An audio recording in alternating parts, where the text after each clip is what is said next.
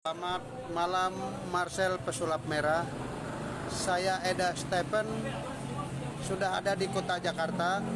Saya pengen jumpa dengan Anda bercerita. Pesulap Merah ditantang warga Dayak untuk bertemu langsung usai komentari soal kesaktian Ida Dayak. Komentar Pesulap Merah terkait pengobatan Ida Dayak ditanggapi serius oleh warga asli suku Dayak. Pria bernama Eda Stephen Lalung baru-baru ini menantang Pesulap Merah untuk bertemu. Menurut Marcel, Ida Dayak tidak sakti dan hanya seorang ahli tulang saja. Tak cuma mengomentari wanita bernama asli Ida Andriani itu, Marcel juga mengulas soal suku Dayak. Marcel tampak heran dengan anggapan bahwa Dayak disebut sebagai wilayah mistis. YouTuber sekaligus konten kreator itu pun mendadak mengurai tantangan kepada warga Dayak, yakni untuk bertemu dengannya guna membuktikan kesaktian. Tak main-main, Marcel pun menjanjikan hadiah jika warga Dayak bisa membuktikan kesaktiannya.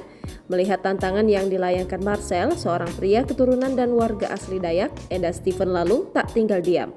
Melalui laman media sosialnya, Eda mengaku ingin juga berjumpa dengan Marcel. Diungkap Eda, Marcel juga tak perlu jauh-jauh datang ke Kalimantan, sebab Eda kini sudah berada di Jakarta untuk menemui Pesulap Merah. Tak menunggu waktu lama, Marcel pun langsung menanggapinya. Ditantang untuk bertemu Eda yang dikenal sebagai pelaksana ritual adat Dayak, Marcel tak gentar. Bahas kebal-kebalan, santet, guna-guna atau budaya Dayak, Kalimantan yang seringkali dijadikan dukun sebagai kedok penipuannya, I am ready, ungkap Marcel di unggahan terbaru Instagramnya. Jangan lupa subscribe, share, komen, dan like ya.